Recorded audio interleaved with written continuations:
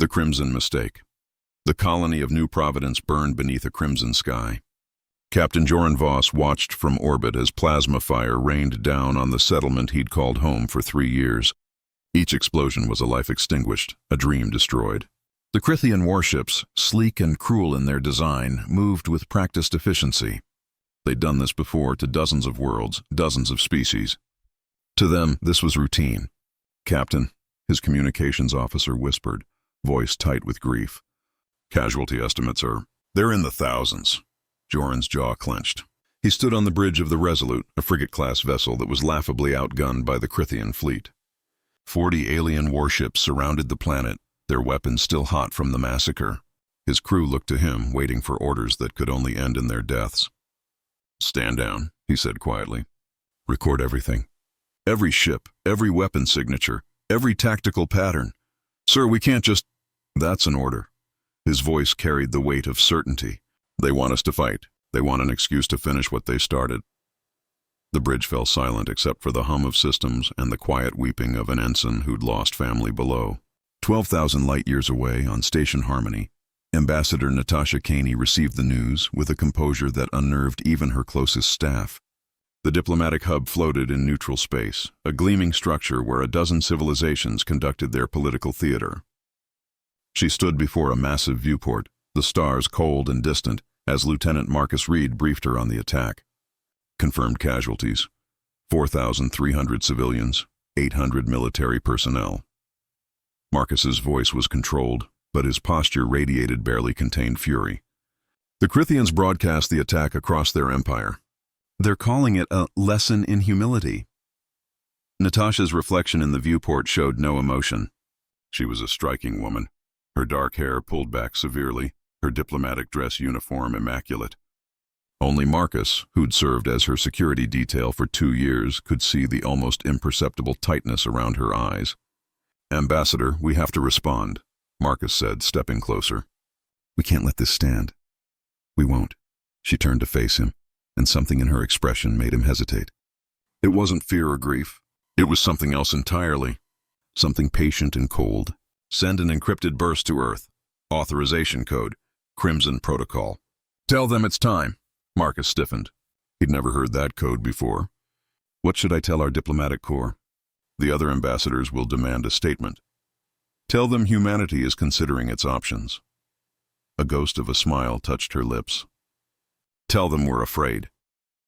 Before Marcus could question her further, the station's announcement system chimed. High Prelate Zendros had called an emergency council session. Every ambassador was required to attend. The council chamber was a circular amphitheater, with each species occupying their designated platforms. The Crythians held the highest position, a deliberate symbol of their dominance.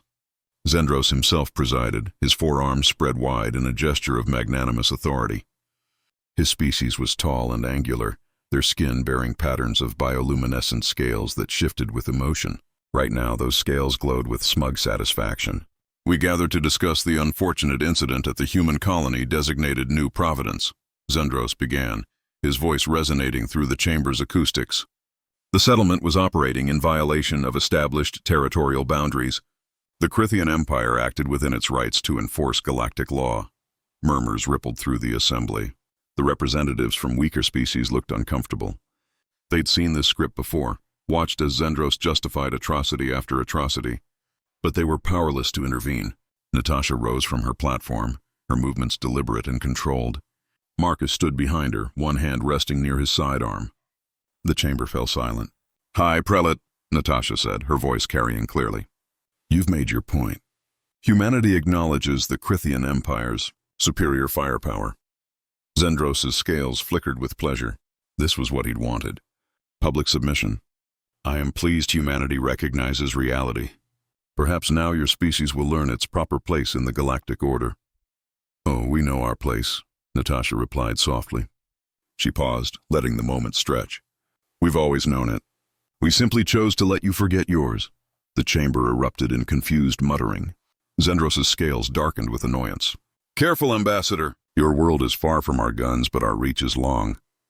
Natasha smiled, and it was the warmest expression she'd worn all day. "Let me tell you something about humanity, High Prelate. We're very good at patience. We're exceptional at preparation. And we never, ever forget. She sat back down, leaving Zendros staring after her with confusion that was slowly curdling into unease. As the council dissolved into chaos, Marcus leaned close to Natasha. "What did you just do?" "I gave them a warning," she whispered. "Not that they'll understand it."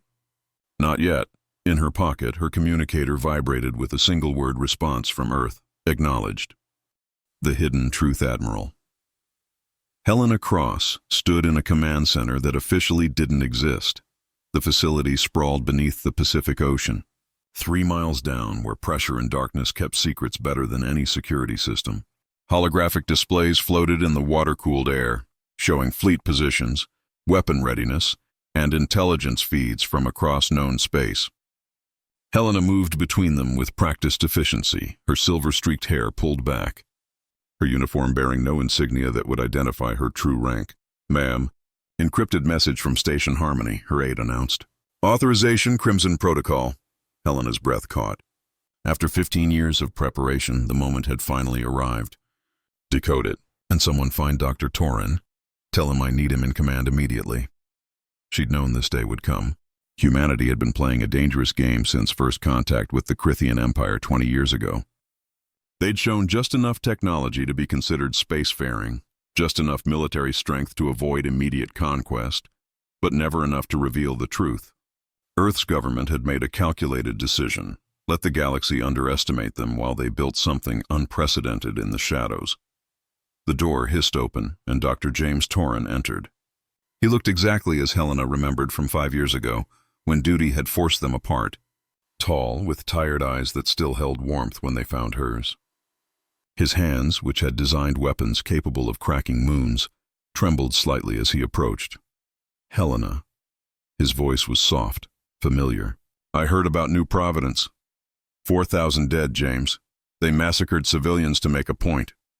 She turned away from him, unable to hold his gaze. "The protocol is active. We're moving to Phase 1. He moved closer, close enough that she could feel his presence. "And Phase 2. Are we really ready to show them?" "We'll never be ready. But we're out of time." She finally looked at him, and the years melted away. "I need you focused." "Can you do that?" James reached out, his fingers brushing her arm with a touch that spoke of old promises and new fears. "I never stopped being focused. I just stopped pretending I didn't miss you." Before Helena could respond, the tactical display flared red. New intelligence was pouring in from their deep-cover operative in Crithian space. Operative Sienna Blake had spent 3 years embedded in the Crithian military complex. Her identity scrubbed so thoroughly that even she sometimes forgot who she'd been before. She'd learned their language, their customs, their tactical doctrines. She'd endured their contempt for lesser species, with a smile that never reached her eyes. Now, crouched in a maintenance shaft aboard a Crithian dreadnought, she transmitted the intelligence that would change everything. Confirmed. Crithian High Command is assembling a punitive fleet. Target, Meridian Colony. Estimated force, 3,000 warships. They plan to broadcast the attack across the galaxy as a demonstration. It has 72 hours. She paused, listening to the thrum of alien engines around her. Then added, "They're calling it the final lesson. They think one more massacre will break us." The transmission ended. Sienna closed her eyes, steadying her breathing. She'd done her part. Now she had to survive long enough to see the Crithians learn exactly how wrong they were. Back in the Pacific facility, Helena processed the intelligence with grim determination. 3,000 ships. The Crithians were committing a significant portion of their fleet. They wanted overwhelming force, a spectacle that would cement their dominance forever. "What's our visible fleet strength?" she asked. 212 vessels, her tactical officer replied. "Standard configuration. Nothing that would surprise them." Helena nodded slowly. The galaxy knew about those ships. Humanity's official navy was respectable but unimpressive by galactic standards. Enough to patrol their territory, not enough to challenge an empire. What the galaxy didn't know about were the other fleets. "James, I need the Wraith-class ships operational in 48 hours. Can your people do it?" His expression shifted to professional focus, though his hand still rested near hers on the console. "The stealth systems are temperamental, but yes, we'll have at least 300 ready. And the reserve fleets? Standing by in their assigned positions. Saturn, Neptune, the Oort cloud. He met her eyes. Helena, if we reveal even half of what we've built, the galaxy will never look at us the same way. I know. She turned to face him fully, her voice dropping to barely above a whisper. That's why we're only showing them enough to win. Not enough to terrify them. Not yet, James understood immediately. This wasn't just about defeating the Crithians at Meridian. It was about controlling the narrative, managing fear, keeping humanity's true capabilities hidden even while demonstrating power. You always were better at the chess game than I was? He said with a sad smile. I learned from the best. Helena allowed herself a moment of vulnerability, her hand covering his. When this is over, we need to talk. Really talk? About us? About whether there can be an us when we're both drowning in classified secrets. She squeezed his hand once, then pulled away. But first, we have a battle to win. Orders flowed out across encrypted channels. The visible fleet began maneuvering toward Meridian, their movements tracked by a dozen alien intelligence services. It looked like exactly what the Crithians expected. A desperate attempt to defend a colony with insufficient force. What those intelligence services didn't see were the 300 Wraith-class ships slipping through dimensional folds, their stealth fields bending space itself.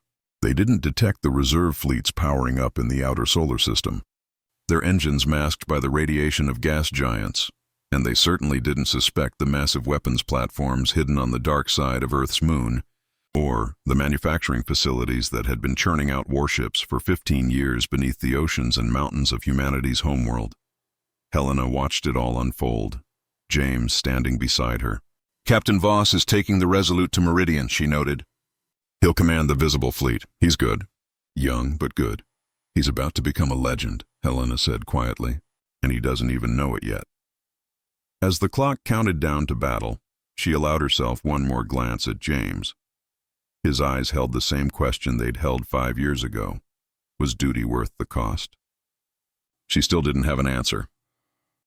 The Battle of Meridian Rift Meridian Colony hung like a jewel against the void, its biodomes glittering under the light of a golden sun. Home to 7 million souls, it represented humanity's most successful colonial venture. Cities sprawled beneath protective shields, farms fed the population, and children played in parks designed to mimic Earth's lost wilderness. Captain Joran Voss stood on the bridge of the Resolute, now flagship of the visible fleet, and watched the Crithian armada emerge from hyperspace. 3,000 warships, each one a monument to violence and conquest. They arranged themselves in a formation designed to inspire terror, blocking out the stars. All ships hold position, Joran commanded. His voice was steady, betraying none of the fear his crew must feel. Wait for my signal. Commander Desta Okafor, his tactical officer, moved to his side. She was brilliant, perhaps the finest strategic mind in the fleet, and one of the few people who knew what was really about to happen. Sir, they're charging weapons, targeting the colony's northern hemisphere. Let them. Joran's hands gripped the arms of his command chair. We need them committed. On the Crithian flagship, High Prelate Zendros surveyed the human fleet with disdain. 200 ships against 3,000. It was almost insulting that they bothered to show up at all. He activated the broadcast system, ensuring every major civilization would witness this moment. Humans of Meridian. His voice boomed across all frequencies. You are found guilty of defiance against the Crithian Empire. Your sentence is annihilation. Witness the cost of resistance. He raised one of his forearms, preparing to give the order to fire. The order never came. Space tore open behind the Crithian formation as 300 Wraith-class ships dropped out of stealth. They appeared like ghosts becoming solid, their weapons already locked on target. The first volley caught the Crithians completely unprepared, punching through shields that hadn't been raised, detonating power cores that hadn't been protected. 50 Crithian ships died in the opening seconds. All ships, engage. Joran's command was almost lost in the chaos. The visible fleet surged forward, no longer outnumbered, suddenly fighting on equal terms. Desta coordinated the attack with breathtaking precision. She'd studied Crithian tactics for years, war-gamed every scenario, predicted every response. As the enemy fleet scrambled to adapt, her ships were already moving to exploit the gaps in their formation. Frigate Group Delta, target their command carrier's port-side weapons array. Destroyers, split formation and flank. Her fingers danced across holographic controls. Wraith Group 3, dimensional skip to coordinates Alpha 7. Hit them from below. The battle became a symphony of destruction. Human ships moved with purpose, each maneuver calculated to maximum effect. The Crithians had numbers and firepower, but humanity had something more dangerous. Perfect information. Every tactical pattern, every weakness, every protocol had been studied and catalogued during years of patient intelligence gathering. On Meridian's surface, people flooded into the streets despite evacuation orders. They stared upward as fire painted the sky, as massive explosions turned night into day. Parents held their children, tears streaming down their faces. They were witnessing the impossible. "We're winning," a young boy whispered to his mother. "We're actually winning, but the cost was terrible." Human ships died too, their hulls torn apart by Crithian plasma cannons. Each loss was felt, each name added to a list that Joran knew he'd carry forever. Victory wasn't clean. It never was. Zendros screamed orders from his command throne, his scales flickering with rage and confusion. How? How do they have this many ships? "Our intelligence reported. Our intelligence was wrong, Prelate," one of his officers gasped. The poor creature was frantically trying to coordinate a defense that was already crumbling. "They're using technology we've never encountered. Dimensional folding, predictive targeting systems, weapons that ignore our shields. I don't care what they're using. Destroy them!" But the Crithian fleet was breaking. Ships attempted to retreat, only to find their escape vectors blocked by human vessels that seemed to anticipate every move. The mighty armada, assembled to demonstrate unstoppable power, was being systematically dismantled. Then came the transmission that turned blood to ice in every alien vein. All human vessels. "This is Admiral Cross." Helena's voice carried across every frequency, calm and professional. Phase 1 objectives achieved. Reserve fleets maintain standby positions. I repeat, reserve fleets maintain standby. The words echoed in the silence that followed. Reserve fleets. Plural. Still on standby. Desta allowed herself a small smile as she watched Crithian ships begin fleeing in earnest. "Sir, should we pursue?" "Negative." Joran leaned back in his chair, exhausted and exhilarated. "Let them run. Let them spread the word." The battle ended not with a bang, but with a whimper. The Crithian fleet scattered, leaving behind wreckage and dead. Of 3,000 ships, barely 800 escaped. The humans had lost 97 vessels, each one mourned, but the victory was undeniable. On Station Harmony, Natasha watched the battle feed with Marcus standing close behind her. When Helena's transmission about reserve fleets played, she felt Marcus's sharp intake of breath. "How many ships do we actually have?" he asked quietly. Natasha turned to face him, and for the first time since they'd met, she let him see past the diplomatic mask. "Enough, Marcus." "More than enough." He studied her face, seeing the woman beneath the ambassador.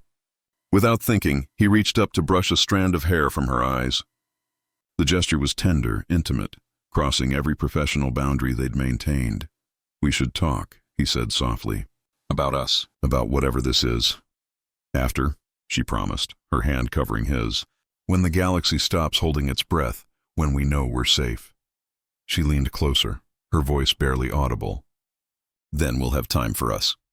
The moment hung between them, charged with possibility and peril. Outside the viewport, the stars gleamed cold and distant. Watching humanity take its first real step onto the galactic stage, and in the deep black, hidden fleets waited in silence, their existence still a closely guarded secret. The unraveling empire, the Crithian Empire, was fracturing. It started with whispers in the Senate chambers, quiet conversations between senators who'd spent centuries assuming their civilization's supremacy. The defeat at Meridian wasn't just a military loss. It was an existential crisis. If humanity, a species that had only achieved faster-than-light travel 2 decades ago, could destroy a fleet of 3,000 warships, what did that say about Crithian power? Senator Thrixa was one of the first to voice the unthinkable. She was old by Crithian standards. Her scales faded to pale silver, her movements slow but deliberate. She'd served through 3 high prelates and seen the Empire conquer a dozen species, but she'd also learned to recognize patterns, and the patterns she saw now terrified her. "We need to sue for peace," she told the emergency council meeting, her voice cutting through the chaos. Immediately, the chamber erupted. Younger senators shouted about honor and retribution. Military commanders demanded more ships, more weapons, more time. But Thrixa silenced them with a gesture that carried the weight of age and authority. I have received preliminary intelligence reports from our surviving officers, she continued. The humans used phrases like Phase 1 and reserve fleets. They were holding back. That battle, devastating as it was, represented a fraction of their true capability. The silence that followed was deafening. High Prelate Zendros, who'd barely escaped Meridian with his life, sat slumped on his throne. His scales had lost their luster, and his forearms hung limply at his sides. "Contact the human ambassador," he finally said. "Tell her we're willing to discuss terms." Thrixa took it upon herself to reach out directly. Through encrypted channels, through intermediaries, through networks that even Zendros didn't know about, she sent a message to Station Harmony. "We wish to talk. Privately. Before more die." The message reached Natasha while she was reviewing casualty reports from Meridian. 97 ships lost. Over 4,000 crew dead. Victory, yes, but purchased with blood. Marcus stood at her shoulder, his presence a comfort she'd come to depend on. "It's from Senator Thrixa," Natasha said, reading the decoded message. "She wants a secret meeting. Neutral ground. It could be a trap. It could be." Natasha leaned back in her chair, exhaustion written in every line of her body. "But she's risking execution just by sending this. The Crithians execute senators who negotiate without authorization." Marcus moved around the desk to face her. In the weeks since Meridian, their relationship had evolved from professional to something neither could quite name. He reached out, taking her hand in his. "Then I'm coming with you. Non-negotiable." She smiled, tired but genuine. "I wouldn't have it any other way." They met on a forgotten station in the Vale Nebula, a place where smugglers and refugees conducted business far from Empire oversight. Natasha arrived with Marcus and a small security team. Thrixa came alone, a statement of either desperation or trust. The old senator studied Natasha with eyes that had seen empires rise and fall. "You don't look like a conqueror," Thrixa observed, her translator rendering her whistling speech into standard. "That's because we're not conquerors," Natasha replied. "We're survivors." There's a difference. They talked for hours in a small room with walls that had seen too many desperate deals. Thrixa described the panic spreading through the empire, the whispers of rebellion from conquered species, the economic strain of maintaining such a vast military. Natasha listened, revealing nothing, promising nothing. "How many ships do you truly have?" Thrixa finally asked. "Our analysts have estimates ranging from a few thousand to—" "Impossible numbers," Natasha smiled. "Senator, if I told you the truth, you wouldn't believe me. Let's just say that Meridian was, as your intelligence correctly noted, Phase 1. And Phase 2? Let's hope we never need to find out." The negotiations stretched over days. Thrixa shuttled between the station and Crithian space, each trip risking discovery and execution. Natasha remained patient, knowing that fear was doing her work for her. Each day the Crithians waited, rumors grew darker. Reports filtered in of massive energy signatures detected near human colonies. Alien merchant ships reported seeing human vessels in places they'd never been before. Impossibly large, impossibly advanced. During the long hours of waiting, Natasha and Marcus found moments alone. The station had observation decks where they could watch the nebula's colors shift and swirl.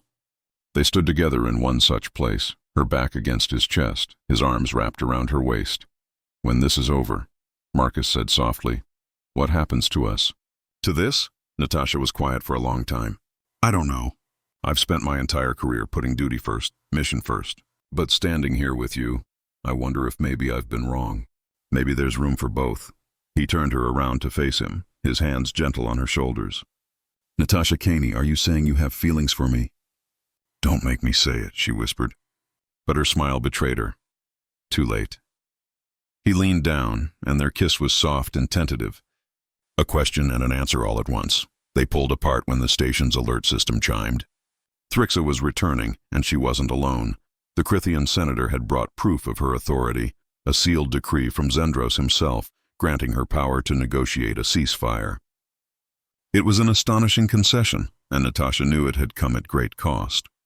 "The prelate has agreed to withdraw all forces from human space," Thrixa explained. "We will recognize your territorial claims and pay reparations for New Providence. In exchange, we ask for a guarantee that humanity will not expand militarily into our territory.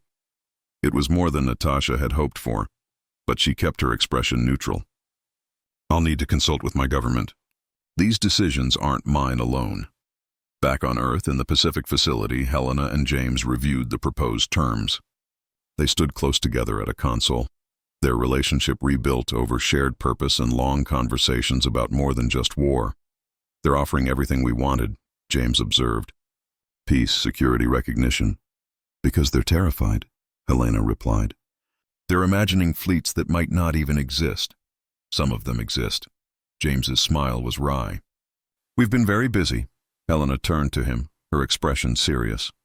James, if we accept these terms, we're committing to the illusion. We'll have to keep building, keep hiding our true strength, forever looking over our shoulder. And if we don't accept, then we might have to reveal everything. And the galaxy will never forgive us for what we've prepared. He took her hands, his touch familiar now after weeks of rediscovered intimacy. Whatever you decide, I'm with you. No more separation. No more sacrificing us for the mission. Helena kissed him quick and fierce. Hold me to that promise. She sent her recommendation to the civilian government. Accept the terms, but keep building. The galaxy had seen enough to fear humanity, not enough to unite against them. It was the knife's edge they'd been walking all along. Natasha received her orders and returned to Thrixa with humanity's acceptance. The Crithian senator's relief was palpable. You've chosen wisely, Thrixa said. War with the Empire would have cost both our species dearly. More than you know. Natasha agreed quietly. As Thrixa departed to bring word of peace, Marcus moved to Natasha's side. Do you think she suspects about the fleets that don't exist? Some of them exist, Natasha corrected. James has been busy, and the ones that don't? Let's just say imagination is a powerful weapon. She leaned against him, suddenly exhausted. Come on. We've earned a break. They left the station together, two people who'd found each other in the middle of humanity's greatest gamble, carrying secrets that could change the galaxy forever. The revelation, 6 months after the Battle of Meridian, humanity made its announcement. The invitation went out across every communication network, to every major civilization, every government, every species with the capability to receive it. Humanity invites the galaxy to witness our true nature. Coordinates attached. Come and see what we've become. It was unprecedented, provocative, and calculated. In the councils of 100 worlds, debate raged. Was this a threat? A gesture of friendship? A trap? But curiosity, that universal constant, won out. Observers from across the galaxy converged on the designated coordinates, an empty region of space at the edge of human territory. Senator Thrixa was among them, aboard an observation vessel with representatives from a dozen species. High Prelate. Zendros had refused to attend, but his spies were everywhere, cameras recording, sensors analyzing. The old senator felt her scales prickle with apprehension. She'd negotiated peace thinking humanity might have a few thousand ships hidden away. What if she'd been wrong? The human delegation arrived on schedule. Natasha Caney, Marcus Reed at her side, boarded the observation platform. She looked calm, but those who knew her, like Marcus, could see the tension in her shoulders. This moment would define humanity's future for generations. Thank you all for coming, Natasha began, her voice amplified across the assembled ships. 6 months ago, we fought the Crithian Empire at Meridian. We won, but at great cost. Today, we want to show you why that victory was possible, and why we hope such battles will never be necessary again. She paused, meeting the eyes of alien dignitaries, reading their fear and fascination. We've been hiding something from the galaxy, something we built over 2 decades of careful preparation. We're ready to stop hiding. Marcus squeezed her hand once, a gesture of support, then stepped back. Natasha raised her comm device. Admiral Joe, this is Ambassador Caney. The galaxy is watching. Show them, light years away, at coordinates scattered across human space, the reveals began. Near Saturn, dimensional portals tore open and ships emerged. Hundreds of them, sleek vessels built with technology the galaxy had never seen. They formed perfect geometric patterns, their weapon systems glowing with restrained power. At Neptune, massive arc ships uncloaked from positions they'd held for years. Each one was the size of a small moon, self-contained cities with populations in the hundreds of thousands. They were colony ships, but also fortresses, capable of sustaining humanity even if Earth itself fell. In the asteroid belt, weapons platforms activated, revealing themselves for the first time. They'd been disguised as mining facilities, but now their true nature became clear. Orbital defense networks capable of protecting the entire solar system. And on Earth's moon, the dark side that never faced the planet, massive doors slid open in craters long thought dormant. Ship after ship after ship rose from underground construction bays, so many that they filled local space like a swarm. But all of this paled before what emerged from the Kuiper Belt. The Colossus drifted into view, and even hardened military officers gasped. It was a ship so vast that it had its own gravitational field. Cities sprawled across its surface. Farms fed its population of millions. Its weapons could crack planets. Its shields could withstand stars. On the bridge of the Colossus, Fleet Admiral Catherine Joe stood at the forward viewport. She was an imposing woman, tall and silver-haired, her uniform decorated with commendations from wars fought in secret. Behind her, command staff managed systems that most species couldn't even conceive of. "All ships, full reveal," she commanded. Let them see everything. The galaxy watched in stunned silence as humanity's true military might unveiled itself. The count climbed, thousands of ships, then tens of thousands. Weapons platforms numbered in the hundreds. Manufacturing facilities that had been churning out vessels for 2 decades. Facilities hidden under oceans, inside mountains, on moons and asteroids, all revealed simultaneously. The final tally was staggering: 47,000 warships, 800 arc ships, 2,000 weapons platforms, and manufacturing capacity to double those numbers within a year. On the observation platform, Thrixa felt her scales go dark with shock. She'd negotiated peace thinking humanity had perhaps 5,000 ships. The truth was 10 times worse. "You've been preparing for total war since first contact," she whispered. Natasha heard her, turned to meet the old senator's eyes. "No, Senator, we've been preparing to survive. There's a difference." "What difference?" "This fleet could conquer the galaxy, but we won't." Natasha's voice carried across the platform, ensuring everyone heard. "We built this because we learned our history. Every species that reached for the stars unprepared was conquered or destroyed. We refuse to be either." She gestured to the ships filling the view screens. "This is our insurance policy. Our guarantee that no empire, no matter how powerful, can destroy us." A reptilian ambassador from a species humanity had never even met stood up. "You lied to us, to everyone. For 20 years you pretended to be weak." "We never pretended to be weak," Marcus interjected, his voice firm. "We simply didn't advertise our strength." "There's a difference." Admiral Joe's voice joined the conversation, broadcast across all channels. "Let me be clear about humanity's intentions. This fleet exists to protect human space and human lives. We have no territorial ambitions. We will not invade our neighbors or impose our will on other species. But we will defend ourselves with absolute totality if threatened." She paused, letting her words sink in. "The Crithian Empire learned this lesson. We hope others won't need to." The silence that followed was absolute. Every species present was recalculating their strategic assessments, their diplomatic approaches, their entire understanding of the galactic balance of power. Finally, Thrixa spoke again, her voice steadier. "And what happens now? Do we live in fear of the day humanity decides defense isn't enough?" Helena Cross's voice joined the transmission. She'd left the Pacific facility for this moment, standing in a communications hub surrounded by staff. James was beside her, his hand in hers. "No, Senator. You live knowing that humanity has the power to conquer but chooses not to. You live knowing we value peace more than dominance, even when dominance would be easier." "But you'll keep building," Thrixa said. It wasn't a question. "Yes." Helena's honesty was brutal. "We'll keep building, keep improving, keep preparing. Because the alternative is complacency, and complacency is death." The observation session ended shortly after. Representatives returned to their ships, their minds churning with implications. Some would recommend aggression, preemptive strikes before humanity grew stronger. Others would counsel friendship, alliance with this unexpectedly powerful species. But most would simply recommend caution, watching and waiting to see what humanity did next.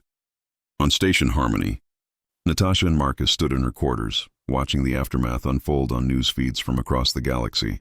The revelation was being called everything from humanity's greatest diplomatic triumph to its most dangerous gamble. "We've terrified them," Marcus observed, his arm around her shoulders.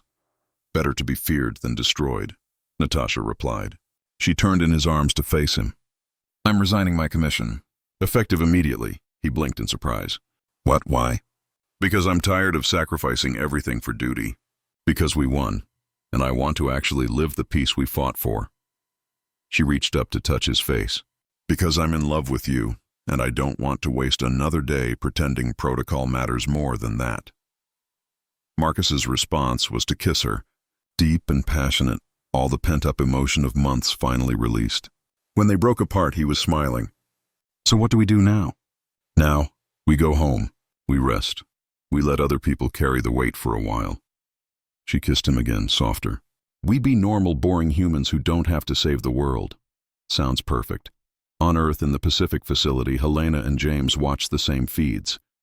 The revelation had gone as well as could be expected. The galaxy knew humanity's strength now, which meant no more hiding, but also no more wondering. The uncertainty had been the most dangerous part. "I'm putting in for retirement," James said suddenly. 20 years of designing weapons is enough." Helena looked at him in surprise. "James, you're the best." "I know. That's why I'm quitting." He pulled her close, his voice soft. "I want to build things that help people, not destroy them. I want to teach, maybe. Pass on what I know to the next generation." "And us?" Helena asked, hardly daring to hope. "Us too, if you'll have me. No more secret projects pulling us apart. No more duty getting in the way." He kissed her forehead. "Just us figuring out how to be normal people." Helena laughed, the sound surprising even herself. "I don't think we know how to be normal." "Then we'll learn together." Aboard the Colossus, Admiral Joe gave the order to stand down. The great ship and its escort began the long journey back to their hidden positions. The reveal had served its purpose. Now came the harder work of maintaining peace through strength, of never letting the galaxy forget what humanity could do while simultaneously proving they wouldn't. Captain Joran Voss, promoted to Commodore after Meridian, commanded a patrol group escorting civilian ships through the newly secured trade routes. He thought about the battles he'd fought, the lives lost, the victory purchased with blood. His communications officer interrupted his thoughts. "Sir, incoming message from Admiral Cross. She's stepping down. Recommending you for her position." Joran blinked in surprise. "Him? Command the entire Hidden Fleet?" "Tell her. Tell her I'm honored. And terrified. She said you'd say that, sir. She also said that's exactly why you're the right choice." He smiled despite himself. The old guard was stepping back, letting the next generation carry the weight. It was right, even if it was terrifying. Across the galaxy, in the throne room of the Crithian Empire, High Prelate Zendros stared at the latest intelligence reports. 47,000 ships. The number haunted him. His scales had lost their color entirely, a sign of deep distress among his people. "We were fools," he whispered to his closest advisor. "We attacked them thinking they were weak. We could have destroyed ourselves. The Senator's peace treaty saved us," the advisor replied. "We should be grateful." "Grateful and terrified," Zendros corrected. "The galaxy will never be the same." He was right. In the months and years that followed, trade routes opened between humanity and dozens of species. Alliances formed, carefully negotiated by ambassadors who understood the delicate balance of power. The Crithian Empire withdrew from its conquered territories, unable to maintain control without the aura of invincibility, and humanity, quietly, continued to build. 10 years later, a young child on Earth looked up at the night sky and asked her mother, "Are there monsters out there?" The mother smiled, remembering the stories from her youth, the battles fought before the child was born. "Yes, sweetheart. There are monsters, but there are also guardians. Are we the guardians?" "We are," the mother said softly. "We're the ones who watch the darkness so others can sleep in peace." The child seemed satisfied with that answer. She went back to playing, unaware that high above, hidden fleets patrolled in silence, that weapons platforms tracked every object in human space, that her peaceful childhood was purchased with 2 decades of preparation and sacrifice. The galaxy had learned its lesson. Humanity was no longer the weak species to be conquered. They were the silent power, the civilization that had mastered the art of appearing peaceful while remaining perpetually ready for war. And in the end, that was exactly what they'd always intended to be.